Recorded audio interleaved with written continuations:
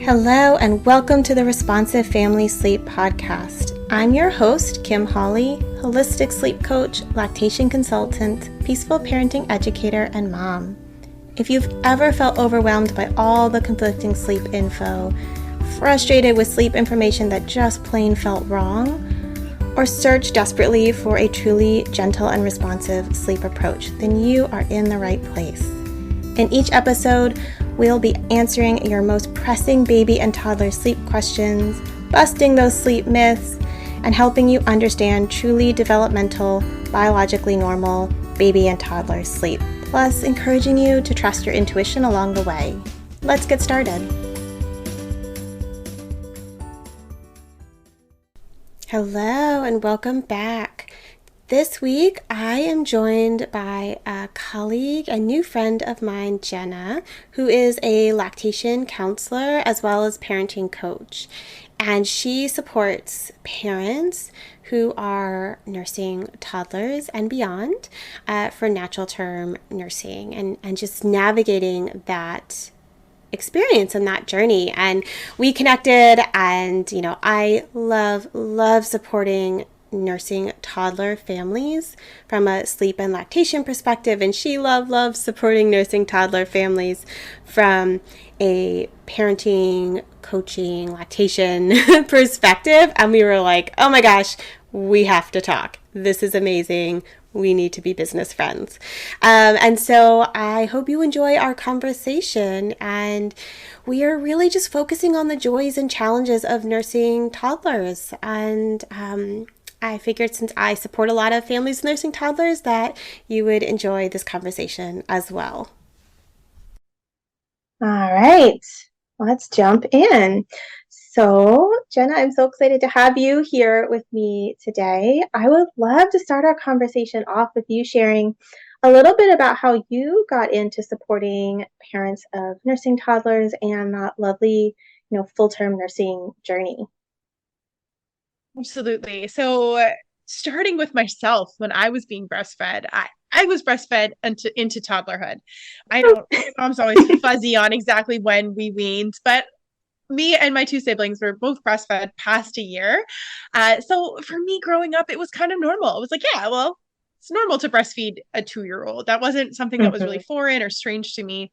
So when I was coming time to have my own children, I just assumed that I would breastfeed into toddlerhood. And, my mom was a labor doula, is a labor doula. So I was around birth a lot, natural birth world. So in the natural birth Facebook groups, on all of that stuff, right? So I'm planning so much around my birthing experience and having a lot of knowledge around that, as well as a lot of expectations, which things don't always go to plan, of course, but something that I didn't realize that I would need to prepare for would be breastfeeding. I just kind of assumed that it was going to be natural and normal and it would just happen, and that was that. But because my mom was a doula, when I was in the preparation of, preparing for the birth of my daughter, I came across a local prenatal breastfeeding class. And I thought my mom needed to get some more, continuing education type credits. And I was like, cool, let's do this together. We'll take this class. And my mind was just like blown. I was like, what? This is crazy. There's so much more to this than I ever thought. And I was really, really excited for breastfeeding from that standpoint. And then when my daughter was born, I had some birth trauma. There was some things that happened that weren't awesome. And then after she was born, she didn't latch for 3 days. So it was hard, right? I was equipped. I was like, I knew what to do. I knew I needed to hand express, syringe feed. It was kind of like, this is difficult, but we got this. Plus, I'd taken this class with a local lactation consultant. And so I had the people in my corner. I knew who to call. And after we got a tongue and lip tie, diagnosis and then release, we were off to the races, right? And so things started going more smoothly. I started to notice, though, that my friends were running into very similar challenges that I was when they would give birth, which I had a friend who had a child about 3 months after I had my first, and she was sent home from the hospital with formula. And she was having the exact same issues that I was. And I was like, wait, what's happening here? Like, why are you having this outcome? And I had this outcome, but we like had the exact same kind of problems, symptoms, right, that were coming up.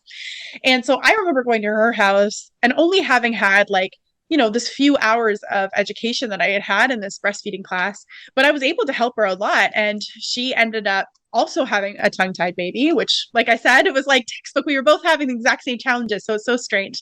So I was able to support her. And then I was kind of hooked on breastfeeding support after that. And I remember just my little baby and me driving around in my car, going to my friends' houses after they'd have a baby, and I'd drop off some food and they'd be like, have questions. And I was in there, right? And like, it wasn't like I was like this expert, but I had some information on education and I had a lot of resources. So I was able to, say, this is normal, this isn't normal. I experience this too, reach out to these people, right? So from there, I moved into becoming a lactation counselor, getting my certification in that. And, we're trucking along with the breastfeeding journey, right? Like we had all these troubles at the beginning. We're like, all right, we got this. And then I'm like, let's have another baby. Sounds great, right? And as soon as I got pregnant, I got slammed with nursing aversion, which I had no idea what that was. But suddenly I just had this crazy urge to just shove my daughter off of me as soon as she would latch. And it was scary. I was like the expert, quotes.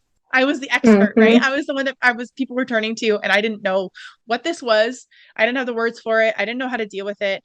And I thought, like, I had read Adventures in Tandem Nursing. I thought that I could, well, I hadn't read it all at that point, but I had gotten the book. I was like, I'm going to do this. First step. Yeah. I don't think because I remember not knowing what nursing aversion was. And I know that Hilary Flowers talks about it in that book. So I don't think that I had read that piece at that point, but I was excited about it, right? Like I was moving in that direction.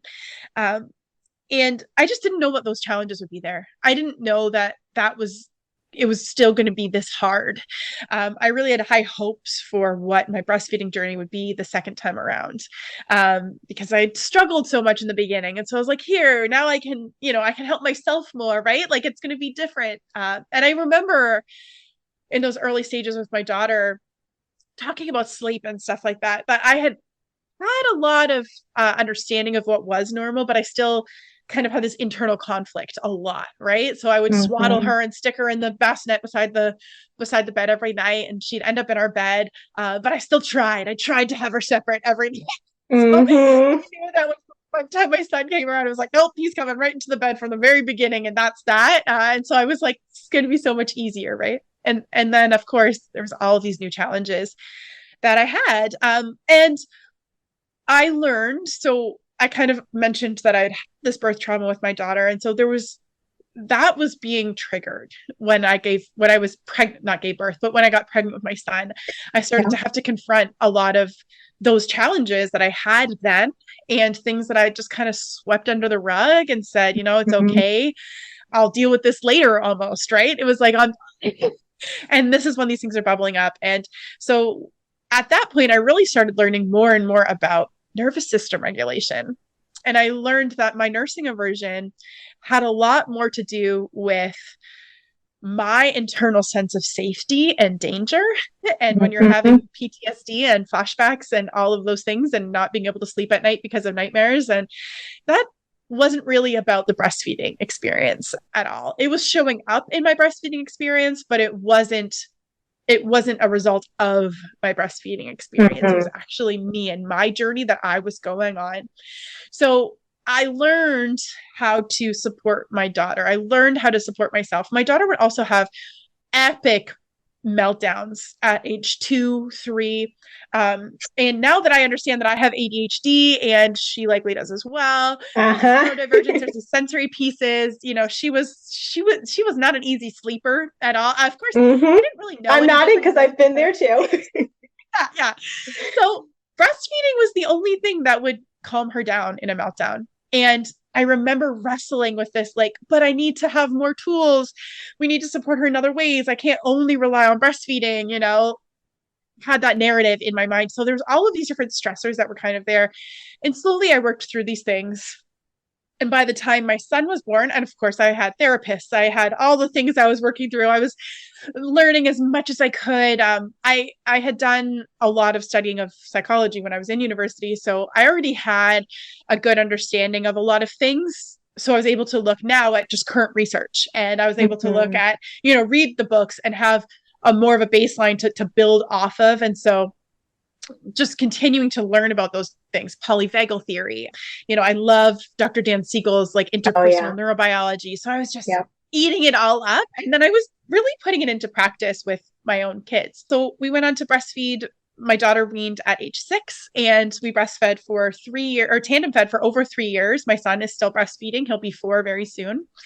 And what I found was everywhere I went, there would be people that in conversation, it would kind of come out that I did lactation support, just naturally it would come out. And then they would kind of get this look and they dip their toe and be like, yeah, I breastfed. Oh, I'm still breastfeeding. And it would kind of like come out that they were breastfeeding their 2-year-old, their 3-year-old, their 4-year-old. And it was always like this hesitation that was there. And one side was like, oh, me too. I know, I gotcha. Right. And I could start sharing just a little bit of my story. There was all of this stuff that would come tumbling out. They would have nursing aversion. They would have sleep issues. They would have all these things, but they had nowhere to turn to for support. Because most of the time, myself included, hey, I was breastfed till I was 2, but my mom did not know how to help me tandem feeding or how to help me when I'm talking about issues breastfeeding my 3-year-old or my 4-year-old, because she didn't breastfeed that long, right? I was the first one that I knew personally to do that. So where do you turn for support, right? And a lot of people that I would bump into were in a very similar situation.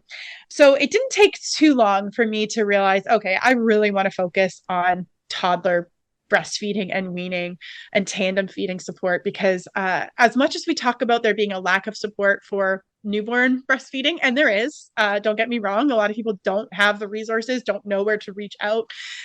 They have all those cultural influences, all those things.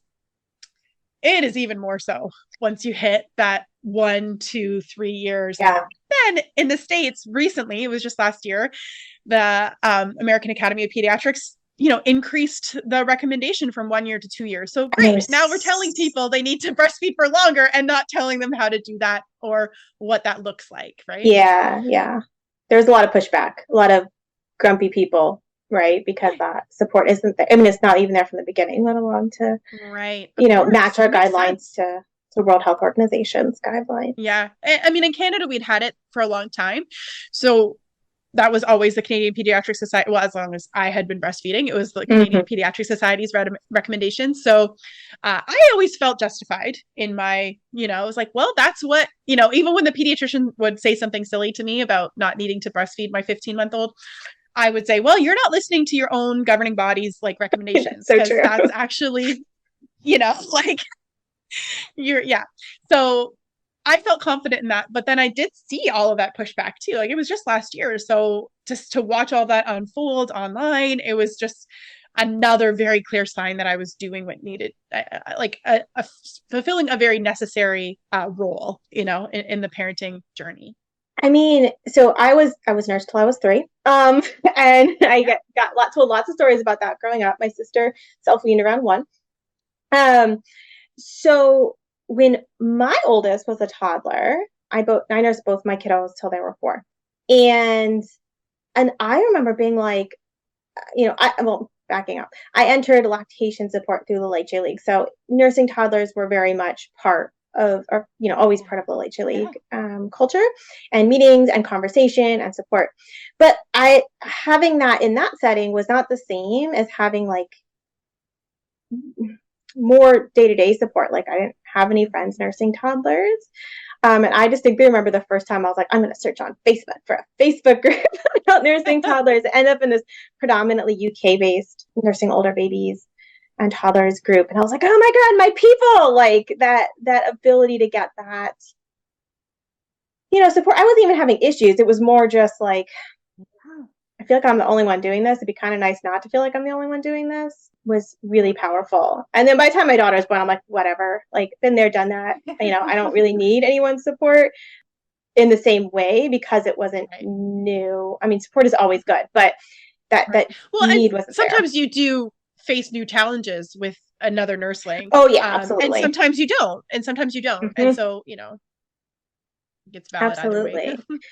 Yeah. So, I think that nursing toddlers is like my happy place in lactation as well. That's why when I first stumbled across you. I was like, oh my God, we're the same.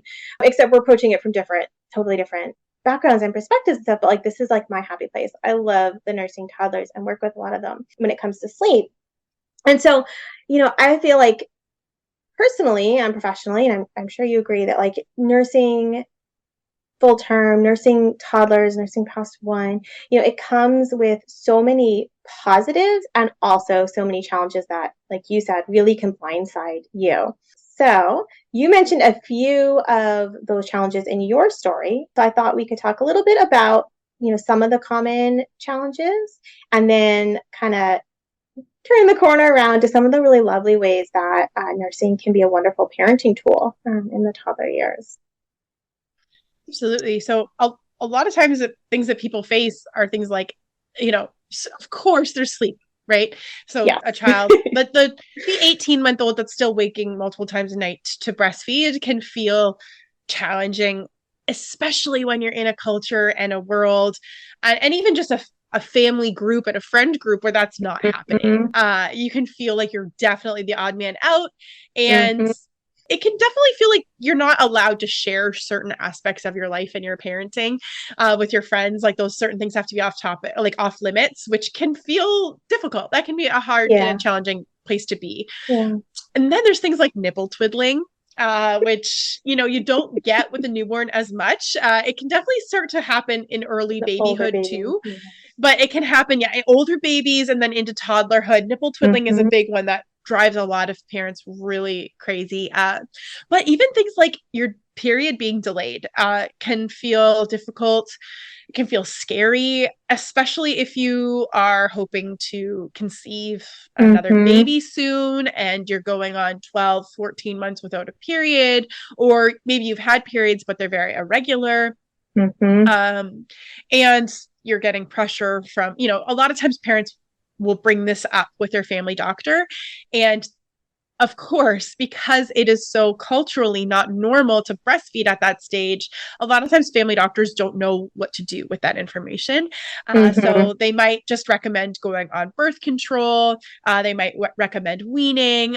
They might even run some diagnostic tests, which I'm not saying that they should or they shouldn't, but it's not normal, or it's not abnormal or wrong or bad for you to not have a period at 12 months if you're still breastfeeding a toddler. So you don't have to worry that there's inherently something wrong with your body because of that.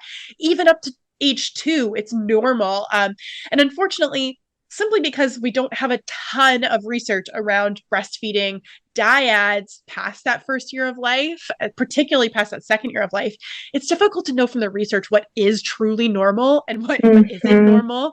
And even a lot of times in more alternative medicine approaches, hormonal testing and all that kind of stuff, they won't even do if you're still breastfeeding because we don't have baselines for it. We don't, there's all that kind of stuff too. So and it can be a challenge. And experientially, there's such a wide range of normal, like maternal fertility. Of course. Yeah. And there are things that you can do, and that's a different conversation, but there are things that you can do to optimize your chances of having your fertility return without fully weaning. That's absolutely viable. And many people go on to get pregnant without having to do anything. So, just as a listener who may be concerned about this listening, it's very likely that you can get pregnant without having to do any kind of intentional changes in your breastfeeding journey too. But that's one of the things that can come up as like a sticky spot. And then of course, like we talked about, nursing aversion can feel really big. Then there are all that behavioral pieces where people can feel that their child is too attached or clingy to them because they're breastfeeding. There's the voices of you shouldn't be breastfeeding anymore. This is the reason why your child is having a hard time transitioning to daycare, won't stay with a sitter, why you can't have a night apart from your spouse. All of these kinds of stories and narratives we can have internally, but we can often hear externally as well, that make the toddler breastfeeding experience feel particularly challenging. I find that nursing right from newborn all the way up, like into the toddler years, it is such a scapegoat for everything. Yes. That it may or may not have anything to do with, right? Like baby only wants mom, baby doesn't want to go to grandma who they've never met before, or like, they're clingy because they're having separation anxiety. Clearly it's because of nursing, or like, they're having trouble with this. Clearly it's because of nursing. It's like, no, nursing has nothing to do with that. I say that all the time. Breastfeeding isn't the problem. That's not the problem here. And we can prove that. Like, we can prove that breastfeeding is not a problem. There's never a time where we can say conclusively breastfeeding has caused all of these problems in your life. Breastfeeding is a way of getting needs met. It's a tool. We start out in that newborn days as it's the all-in-one tool. It does everything. We can talk about ecological breastfeeding, and from that perspective, all you need to do is keep your baby on you and breastfeed, and all of your baby's needs are going to get met from day one. And then it's a slow transition, like after that, to introducing new tools. And that will happen quite naturally. I remember you mentioned the Leche League, but I do remember being in a Leche League meeting with my daughter when she was just a couple months old. And the Leche League leader, she was older, she had adult children, and I remember her talking about her toddler breastfeeding experience, like so plainly, just like matter of factly, like, yeah, this is just like normal, and she talked about like, you don't need to be intentional with weaning, because life will be life will provide opportunities where separation's just going to have to happen. You don't need to artificially create that in order to create the separation. It's just going to happen. And so I was kind of privileged to be able to go into my experience having had that perspective very early on. And I remember she was just like, yeah, you might hit that 24 month and they start breastfeeding some more. And then it kind of goes away. And then you hit like, 2.5 and they breastfeed a little bit more. And there's all these like, how it ebbs and flows. And so it was really great to have had that perspective. But that's not the case for so many, right? They come in and it feels like breastfeeding is the problem.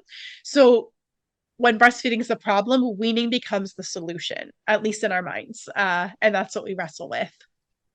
Yeah. And I just want to pull out two things he said. I love like the ebbs and flows, right? Because just like sleep, feeding journeys kind of ebb and flow and go through different phases where they want to nurse more, they want to nurse less. Like, that is such a normal part of nursing, into the toddler years. And, those societal messages that really do create nursing. Nursing is a problem when it's like so many of these other things are just moving pieces around that nursing relationship. And the nursing relationship obviously creates a lot of connection between nursing parent and child, but it's not, that doesn't mean that other people don't have an entry into like creating those bonds 100%. And those relationships and navigating those experiences. It's just, we aren't very skilled as a society at looking at them that way.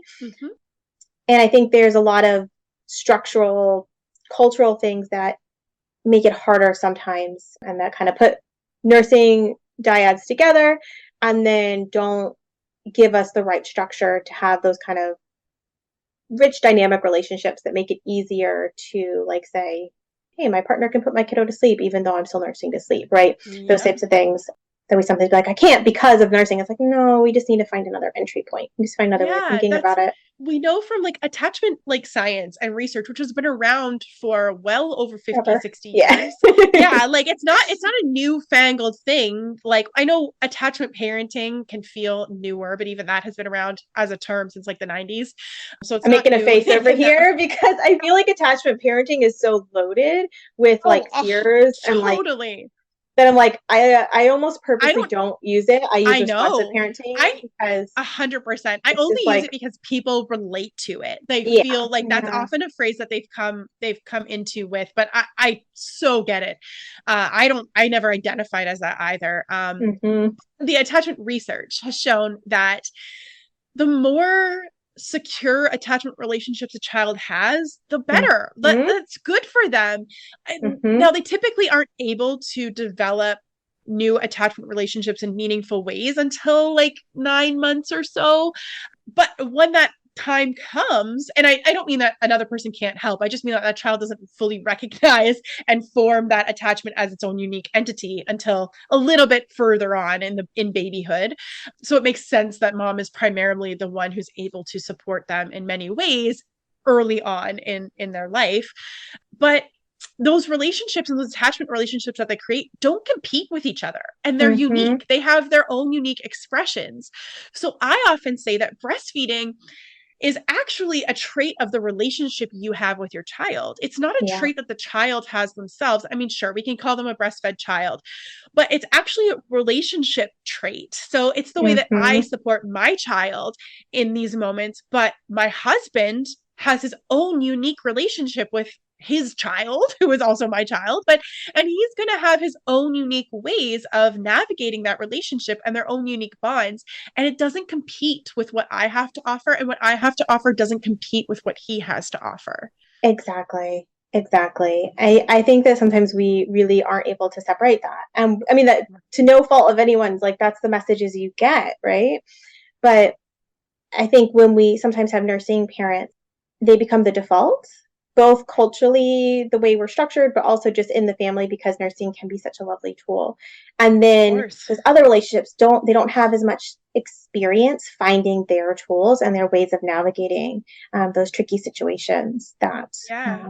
is a And matter of sometimes, making space, right? Making space for yeah. that and building that. And as much as, and this kind of goes back to what I said before, as much as you can be intentional about incorporating other people into the regular routine and building those relationships, there's also the fact that life will provide opportunities for them to have their own connections and bonds, and sometimes they're kind of thrown into the deep end, and there might be a lot of feels at that very beginning kind of piece. Mm-hmm. But the thing is that if that caregiver, whether it's dad or auntie or grandma or a good friend or a neighbor or whomever it is, if they can navigate within their own internal experience the things that are coming up for them, the stories that are coming up for them when that child is crying, if they can navigate that, find security in themselves, they will be able to co-regulate with that child. And that co-regulation is what's going to create the bonds.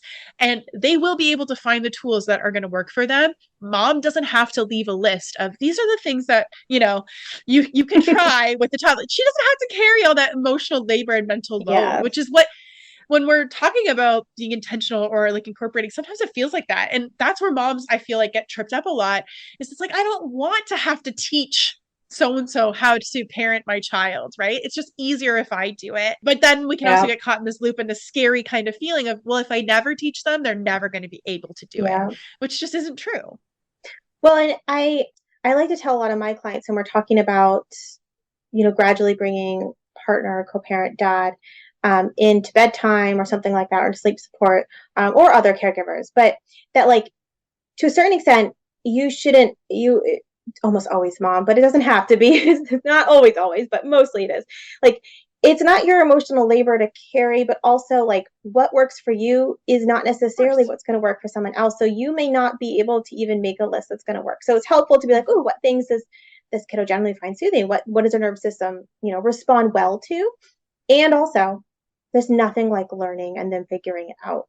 And that, like you were saying, the stories and the confidence, the security in yourself, it's that confidence in like, we can do this, we can get through it, and we will figure it out. Is so powerful. Yeah, I feel like I could go down like a huge rabbit hole with that because that's my jam. I love talking about I that. know. I Um, am. I need to have you back on to talk about that because a whole different conversation we would yeah, absolutely love to dive into. I wanted to just kind of bring it back though to some of the ways yeah, that nursing can be a really lovely parenting tool. I feel like we've navigated some of the ways it gets scapegoated and some of the ways can be challenging and some of the just the dynamics and the pressures. But I know that I found personally, and a lot of the parents I support through sleep and through the late chili type stuff, it can be really wonderful parenting tool, right? Of connection and reconnection and meltdowns and all the things. And so I'd love from your experience, personally and professionally, you want to kind of speak to that a little bit. absolutely. So when we're talking about, like, if we start with even meltdowns and the sensory piece, so anything like midline input on the body is going to be particularly soothing and like Mm-hmm. very stimulating for the nervous system and soothing. So sucking is hugely soothing and regulating for particularly young humans, right? Mm-hmm. So there's that. And when we're talking about the nervous system, we're talking about stressors. We're talking about the body going to like a state of arousal, which it will when it senses a threat is nearby or danger. And so in the context of sleep, we can talk about the necessity for proximity in order for that nervous system to feel regulated, because it kind of takes off that pressure of constantly being alert for a threat, right? And needing to cry out and signal for that. And then when we're talking about breastfeeding, the fact that you're breastfeeding, the fact that that child is breastfeeding means that the parent is close. They can only do that in proximity. So even simply from that fact, the fact that the parent's close by, that in and of itself is incredibly reassuring for the child. And so moving into talking about attachment theory too, and then neuroscience and the way that the brain develops. But your child, it's important for human children to know that their world that they're in is safe. And that will wire their brain for safety. That will wire their brain to be able to do all of the other things that it needs to do to learn and to play and all of those things, because it's not stuck on constantly scanning for a threat. We can look at Maslow's hierarchy of needs, right? Like if those basic needs aren't being met, then they're not going to be able to advance to those other stages. But a lot of times as parents, we get this kind of narrative in our head that our child needs to learn to be independent. And so we almost want to throw them into a state of feeling fearful, of feeling like there could be threats around, because somehow that's going to teach them, survival skills. But really, we don't want our child in a state of survival mode. We want our child in a state of relaxation, of calm, because it's from that state that they can experiment, that they can play. I think of Deborah McNamara's book, Rest, Play, Grow, right? The play and the grow come from the rest, right? It's so important. So there's all those pieces. So the actual physical sensory input of breastfeeding, whether that's the oral, like sucking, but also the proximity, the physical touch of the parent, can do a lot for the body on a very biophysical level, as well as the more emotional piece of understanding that your parent is close and can protect you. So there's that. Then there's immunological factors, of course. So we know that the immune system doesn't fully develop until somewhere between ages 2 and 7. It depends on the research that you're looking at, but coincidentally, children that are self-weaning will often self-wean between ages 2 and 7. Well, I wonder why, right? So funny that, huh? Children need the immune support from breast milk. And of course, there's many children that are alive and well who have not breastfed. And I understand that, but there are important differences and there's important support that breast milk offers during that time. So we also know that breast milk adapts and changes from an immunological standpoint during that time, over time. So we know that as the volume of milk decreases, the concentration of certain immunological factors increases, which means that even, so many times parents are like, oh, they're just breastfeeding for comfort. And first of all, there's nothing, just comfort doesn't exist. Comfort is a very valid and important piece that we can talk about. And I kind of just did. But also, just getting drops during that time, they're powerful drops that have a lot of perhaps not as much nutritional value, but they have a ton of immunological value and importance during that time. So even just a few drops can make a big impact in a toddler's immune system. Especially when they're licking the grocery store floor and eating dirt off the sidewalk. I mean, that's good for their immune system too, but we want those lovely, sneezing right in somebody else's face, classic toddler antics. We want those immune boosting, bioactive cells if we can get them. Of course. So there's all that immune support. And then there is nutritional support. Breast milk continues to be a really important piece of a toddler's nutrition well into the second year of life and beyond. We know that in that second year of life, about I think it was 450 milliliters of breast milk done from a study that was done, I think in 2001, gives about a third of the energy requirements of the day. It's almost half of the protein requirements. 95 or 94% of the vitamin B12 requirements and 60% of vitamin C requirements. So there is tons of nutritional value in that breast milk, even in the second year of life. And so often I see parents that are like, my child would rather breastfeed than eat solid foods. This is a problem. I'm going to bring it up to my pediatrician. And they have this whole conversation because we think that solid foods are just so important. They are. Don't get me wrong. I'm not suggesting that you shouldn't offer your child solid foods. And of course, if your child is not eating solid foods at all, then you may want to talk to a dietitian. But hopefully somebody who hopefully somebody who has a dietitian, a feeding therapist, so many different options there, your pediatrician, of course. And also, it's really normal for kids to still prefer breast milk to solid foods in that first year, in that second year of life still, and to be breastfeeding what feels like around the clock. That's okay. There's so many, and to ebb and flow, of course, with it.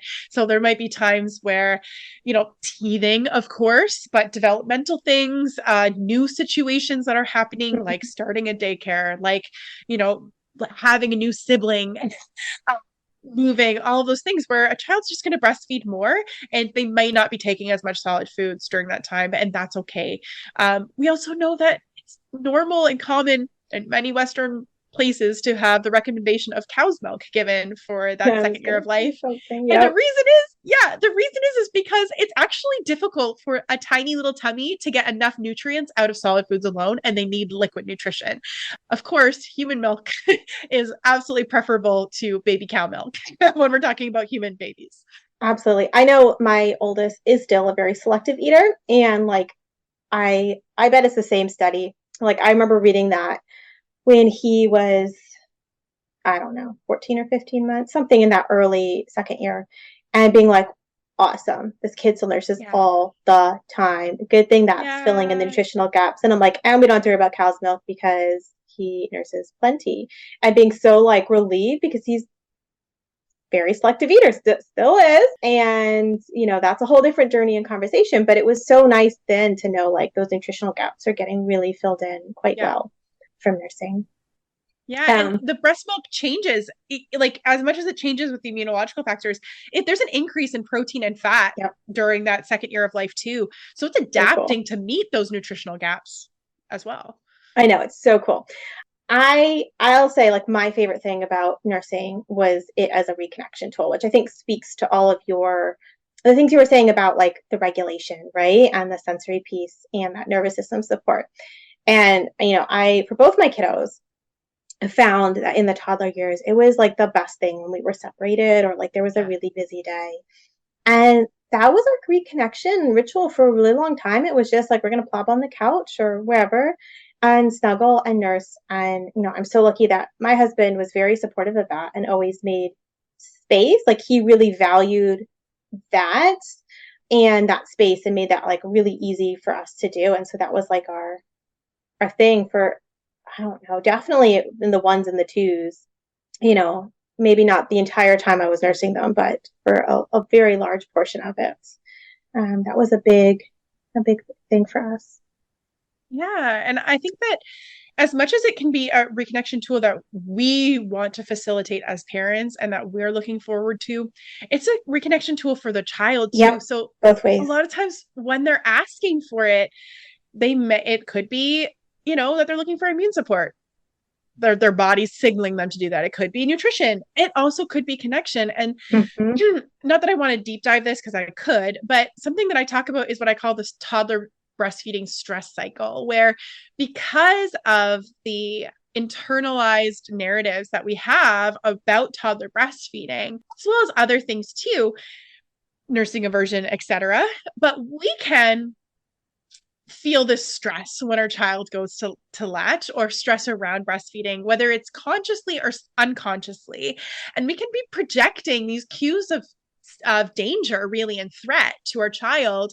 And that happens in a physiological way. So even just the tightness of our jaw, the way our eyes are opening, the tone of our voice, our body tension, and that can all feel a little bit scary to a toddler.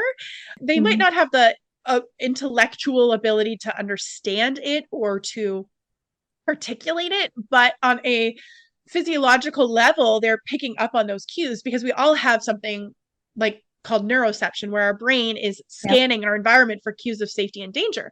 So when we are not feeling super safe about breastfeeding, so we're getting these stories, this means, for example, perhaps, you've got a trip coming up in a few months and you know that you're going to be away for a night. And so then when your toddler goes to breastfeed all the time, in your head, you're thinking, this is going to be bad. I need to start putting a lot of boundaries up right now. And we need to wean so that my child can, be okay without us, or something. My mom will be able to watch them overnight or whatever.